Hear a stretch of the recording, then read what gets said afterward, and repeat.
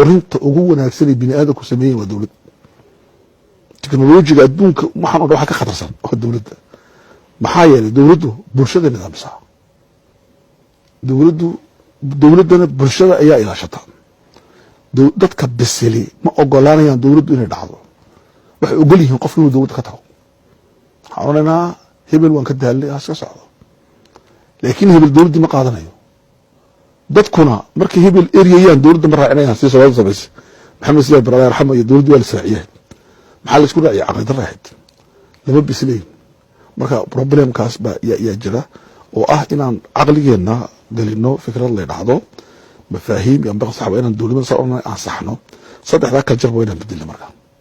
maxaan ku bedelnaa marka dowladdu waa maxay ay dowlad أنا سؤال شكل جوابنا يا كجواب السؤال شاس جوابت السؤال يا بحرية ما هي الدولة أنا وحيلتها واحد بحرية حتى يجي روح نقول عشاء أزمة الصوماليين أزمة النخبة إليت بانجن إليت لبان dadka Soomaalida waxa isku eg labaantii bulshada caadiga ahayd maanta markii Yurub ay sameysay dawladda maanta la yaqaano waxa soo baxay labaan ninka loo jeedo John Jack Rousseau يا صباحي رجل لمده وحيقرأ كتاب العقد الاجتماعي سوسيال كونتر سوسيال كتاب كان ناس محوكو قري دولدين محاطاي سيد u sameeysantaa iyaa ku sameeya dawladda wanaagsan iyo dawladda xun maxaa u dhaxeeya shicib fiican iyo shicib wanaagsan maxaa u dhaxeeya muwaadin wanaagsan muwaadin waxa soo falsafadahan macnay tiiba la daadiciyay oo dawlad laga sameeyay marka annaka maanta dowrka ninka elitku ee nuqbada ah waa maqaye hadduu fikirayana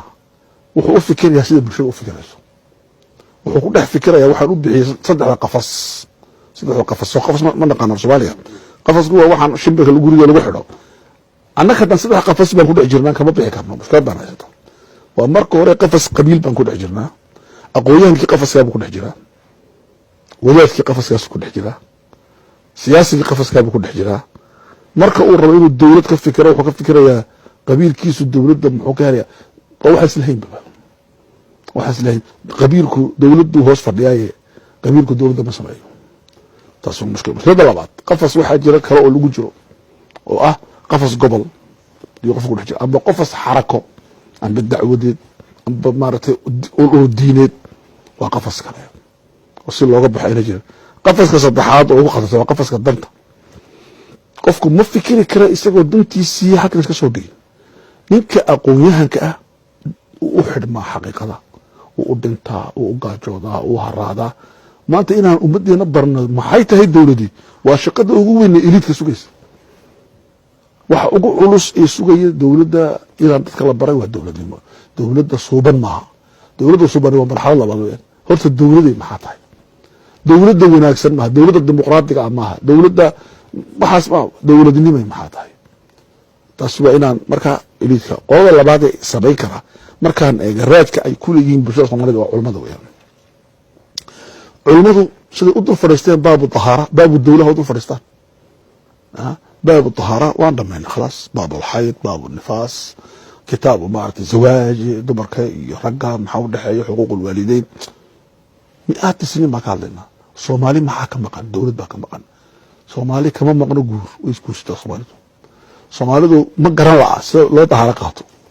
ilmaha yar baa guriga ku barta laakiin fiqiga Soomaali kama maqan waa fiqh siyaasa waa fiqh shariica waa fiqh dawla dawladda maxaa tahay dawladdu xadiitha islaamku mu aqbalaya mise ma aqbalayo